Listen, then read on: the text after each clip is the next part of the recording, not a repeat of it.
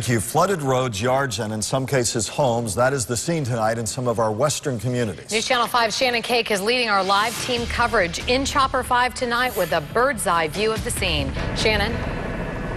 Kelly, Michael, we're hovering over an area, community called the Deer Run community. We're here because really in terms of flooding from this storm, this is some of the worst impacted areas in our viewing area, and you can see why.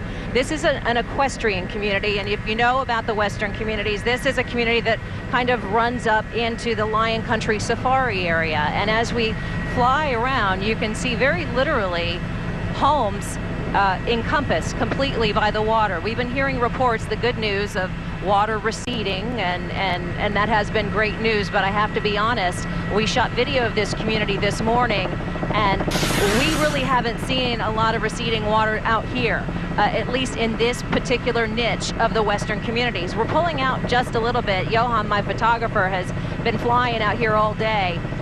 We're going to kind of head, and we call it walking and talking when we're on the ground. We're going to walk and fly a little bit here. We're going to head back to the east. We're out west. Again, to give you perspective, this is Southern Boulevard on the right side of your screen, looking east, and we're heading up to an intersection here. This is, Captain Scott, this is Seminole Pratt Whitney Road, right?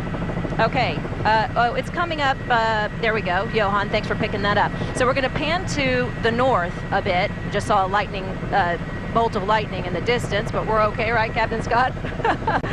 Looking north on Seminole Pratt, you're going to see a slow go.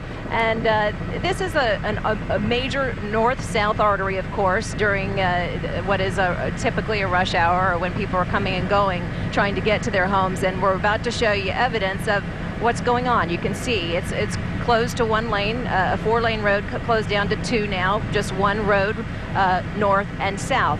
From here, I want to take you, and again, we're going to fly and talk just to our north and east a little bit. And this struck us. As you guys, you hear about, I'll have to be honest, I live east of I-95, and you hear about these flooded communities, and if you're driving around and you live east of the I, you're kind of wondering, well, gosh, we didn't see anything today. Why would they shut down schools tomorrow? Look at this. This is Loxahatchee Groves Elementary School.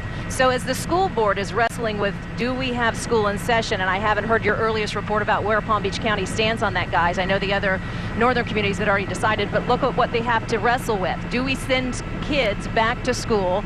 Parents trying to drop off kids, buses trying to wade through this. Clearly, they're not ready for recess tomorrow, right? So this is what they're having to decide.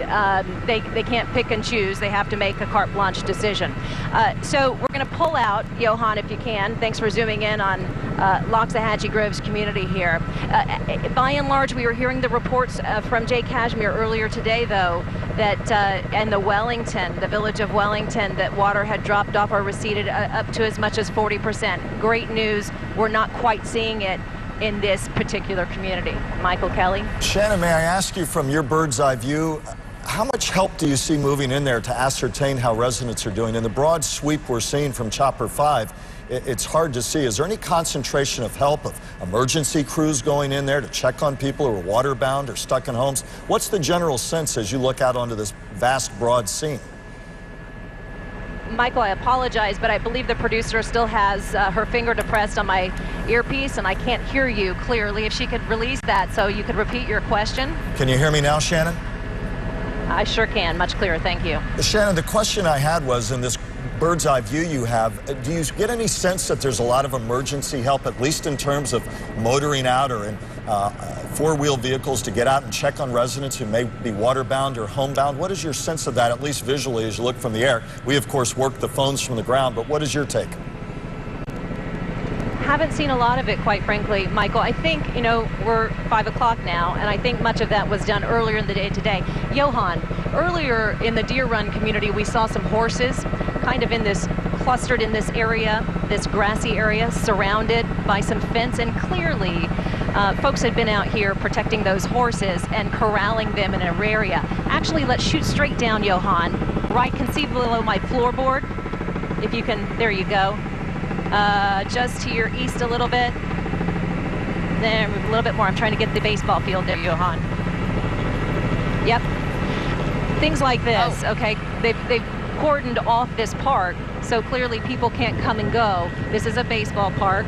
It's underwater. It can't be used. So I think much of that work, Michael, has been done earlier in the day. But in terms of relief efforts going on right now, no, I'm not seeing it.